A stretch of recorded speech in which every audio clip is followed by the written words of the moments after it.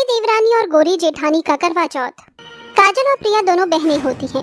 जहां काजल रंग रूप में काली होती है, वहीं प्रिया रंग रूप में बहुत सुंदर होती है, जिसके चलते दोनों के माता पिता भी अपनी दोनों बेटियों में भेदभाव करते हैं। ऐसे ही समय गुजरता है और दोनों के माँ बाप अपनी दोनों बेटियों का रिश्ता तय कर देते हैं। जहां प्रिया की शादी अमन नाम के बहुत बड़े बिजनेसमैन से तय होती है, वहीं काजल की शादी एक गरीब मजदूर रुपेश से तय होती है। कुछ दिन गुजरते हैं और दोनों बहनों की शादी हो जाती है।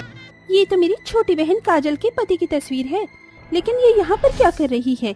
ये तो काफी गरीब है ना, तो इस गरीब की फोटो तुम्हारे घर पर क्या कर रही है? वो दरअसल रुपेश मेरा छोटा भाई है।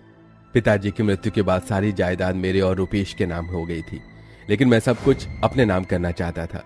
इसलिए धोखे से मैंने रुपेश से प्रॉपर्टी के पेपर पर साइन करवा के सारी प्रॉपर्टी अपने नाम करवा ली थी और रुपेश को घर से निकाल दिया था। ये तो आपने काफी अच्छा किया। अब सारी प्रॉपर्टी सिर्फ हमारी ही है, लेकिन रुपेश आपका छोटा भाई है, तो इसका मतलब मेरी छोटी बहन मेरी देवरानी और मैं उसकी जेठानी। अब तो उसे परेशान करने में काफी मजा आएगा। वो तो हमारे घर के बगल में ही रहती है, अपनी छोटी सी झोंपड़ी में। ये कहकर प्रिया और अमन रुपेश और काजल की गरीबी का मजाक उड़ाते हैं। काजल, मुझे माफ कर देना। मेरी एक छोटी सी गलती के कारण मेरी सारी प्रॉपर्टी मेरे भाई के नाम हो गई और मैं यहाँ झोपड़ी में रहने लगा। मेरी वजह से तुम्हें भी ये झोपड़ी में रहना पड़ रहा है। ये आप कैसी बातें कर रहे हैं? बचपन से लेकर बड़े होने तक मुझे कभी अपने परिवार का प्यार नहीं मिला, लेकिन शादी के बाद मुझे आपका प्यार मिला और यही प्यार ही मेरे लिए काफी है। मैं आपके साथ में 2 सूखी रोटी खाकर भी बहुत खुश हूँ और अपनी पूरी जिंदगी गुजार सकती हूँ। गरीबी में भी दोनों पति पत्नी खुश थे, लेकिन कहती है ना, गरीबों की जिंदगी में परेशानी कब और कैसे आ जाए इसका पता ही नहीं चलता। ऐसा ही कुछ रुपेश और काजल के साथ होता है। अरे भाभी जी, कहाँ पर हैं? आप जल्दी से बाहर आइए। क्या हुआ मोहन भैया, आप यहाँ, वो भी ऐसे अचानक? हे भगवान, इन्हें क्या हो गया? ये इनके पैरों में चोट कैसी?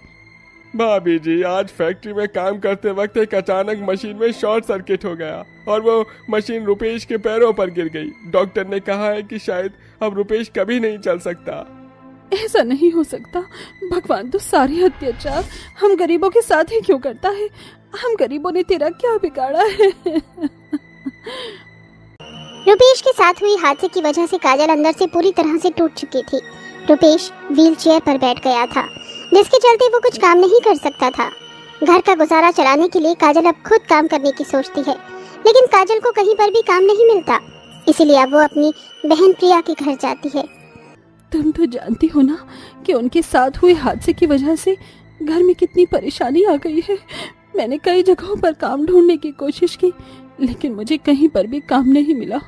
क्या मुझे तुम्हारे घर पर कोई काम मिल सकता है? कल ही हमारी मेड काम छोड़कर चली गई है, तो मैं मेड ही ढूंढ रही थी। अच्छा हुआ तुम आ गई, और वैसे भी तुम घर का सारा काम काफी अच्छी तरीके से कर लेती हो। शादी से पहले भी तो माँ तुमसे ही घर के सारे काम करवाया करती थी। तुम इस काम के लिए बिल्कुल परफेक्ट हो, तो कल से तुम काम के लिए आ जाना। प्रिया, तुम्हारा बहुत बहुत धन्यवाद। अगर आज तुम ना होती तो न जाने क्या होता। प्रिया अमीरी और खूबसूरती का घमंड दिखाते हुए काजल की मदद ना करके बल्कि अपनी ही बहन को अपने घर में नौकरानी रख लेती है, लेकिन काजल इससे बहुत खुश होती है और वो मन लगाकर अपनी बहन के घर के सारे काम करती है। लेकिन प्रिया काजल को नीचा दिखाना नहीं छोड़ती। अरे प्रिया, तुम्हारा डायमंड नेकलेस तो बहुत ही ज्यादा सुंदर लग रहा है। कितने का लिया? पूरे 10 लाख रुपए का है। अरे ये तो कुछ भी नहीं। अमन तो मेरे लिए ऐसे नेकलेस लाते ही रहते हैं। वो क्या है ना, मेरे गोरे रंग और मेरी खूबसूरती पर नेकलेस पहनकर नेकलेस की शोभा ही बढ़ जाती है। प्रिया, मैंने सारा काम कर दिया है, अब मैं जा रही हूँ और खाना मैंने फ्रिज में रख दिया है, तुम माइक्रोवेव में गर्म करके खा लेना। अरे प्रिया, ये कैसी नौकरानी है तुम्हारी? तुमसे इस तरह से बात कर रही है? मालिक मालकिन से कैसे बात करते हैं? लगता है इसे पता ही नहीं। वो क्या है ना, ये मेरी उम्र की है, तो इसीलिए मुझे नाम से बुला लेती है। मैं इतना माइंड नहीं करती। चलो हम अपना गेम कंटिन्यू करते हैं। और तुम यहाँ खड़ी खड़ी क्या देख रही हो? जाओ, हम सबके लिए जूस लेकर आओ। प्रिया और उसकी सहेली संगीता की बातें सुन काजल की आंखों में आंसू आ जाते हैं और वो वहाँ से रोते हुए अपने घर चली जाती है, लेकिन वो अपने पति के सामने बिल्कुल भी नहीं रोती। प्रिया हमेशा काजल का उसके काले रंग और गरीबी की वजह से बहुत मजाक उड़ाया करती थी, लेकिन काजल कभी कुछ नहीं कहती। काजल जानती थी कि उसके पास यही नौकरी है जिससे वो अपने पति की दवाइयाँ और उनका इलाज करवा सकती है। ऐसे ही समय गुजरता है और करवा चौथ का दिन आ जाता है। काजल, मुझे माफ कर देना। मेरी लाचारी की वजह से आज के दिन भी तुम्हें ये फटी और पुरानी साड़ी पहननी पड़ रही है। मैं तो तुम्हें एक नई साड़ी भी खरीद कर नहीं दे सकता। तुम भी अपने सारे पैसे मुझ लाचार के ऊपर खर्च कर देते हो। ये आप कैसी बातें कर रहे हैं? मुझे यकीन है आप जल्दी ठीक हो जाएंगे। भगवान अपने भक्तों के साथ कभी इतना बुरा नहीं कर सकता। वो तो बस हमारी परीक्षा ले रहा है। काजल फटी पुरानी साड़ी पहनकर करवा चौथ की कथा सुनती है और सच्चे मन से अपने पति के लिए व्रत रखती है। वहीं प्रिया करवा चौथ पर महंगी से महंगी साड़ी पहनती है और अच्छे से तैयार होकर अपने दोस्तों में शो ऑफ करती है। दिन गुजरता है और रात आ जाती है। रुपेश के अपाहिज होने की वजह से रुपेश उठ नहीं सकता था, इसीलिए रुपेश व्हील चेयर पर बैठा होता है और काजल चंद्रमा को देखकर अपने पति की पूजा करती है और पैर छूकर अपने पति के हाथों से पानी पीती है। वहीं दूसरी तरफ प्रिया इतना सज धज के तैयार होकर हाथों में करवा चौथ की थाली लिए अपने पति का इंतजार कर रही होती है, लेकिन अमन का कुछ पता ही नहीं होता। ऐसे ही घंटों बीतते हैं और रात से सुबह हो जाती है।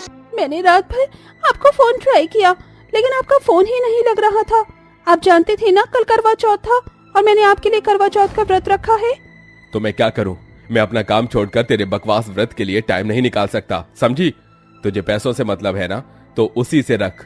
मैं रात भर कहीं पर भी रहूं, कुछ भी करूं, तुझे इससे मतलब नहीं होना चाहिए। मैं आपकी पत्नी हूँ, मुझे जानने का हक है कि आप कहाँ थे, कहाँ नहीं थे, समझे? तो मुझे इसका जवाब चाहिए। मुझसे ज्यादा इम्पोर्टेंट आपके लिए क्या हो सकता है? प्रिया को चिल्लाते हुए सवाल करता देख अमन को बहुत गुस्सा आता है और वो प्रिया को थप्पड़ मार देता है, जिसके बाद वो अपनी बेल्ट निकाल कर प्रिया को बहुत बेरहमी से मारता है कि तभी वहाँ पर काजल आ जाती है। अमन को अपनी बहन को मारता देखकर काजल को बिल्कुल बर्दाश्त नहीं होता और वो अमन का हाथ पकड़ लेती है।